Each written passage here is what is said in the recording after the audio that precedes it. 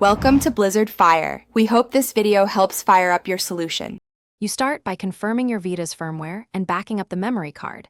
This protects saves if something goes wrong. Once done, install Vita Shell or set up QCMA on your PC so you can transfer files. Make sure you have a working SD adapter if you use one, and keep your USB cable handy.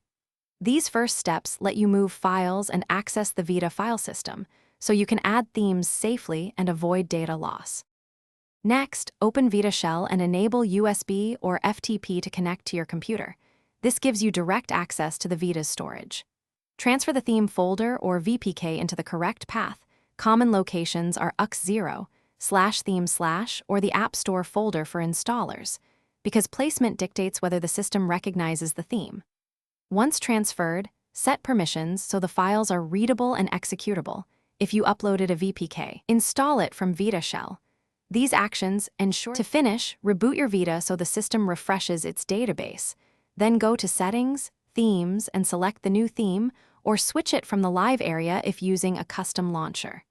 If the theme doesn't appear, double-check the file path and permissions you set earlier and verify the files weren't corrupted during transfer.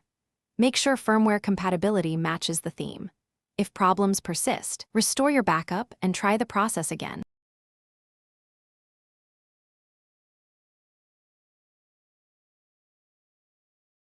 Thanks for watching. If you found this helpful, don't forget to like and subscribe.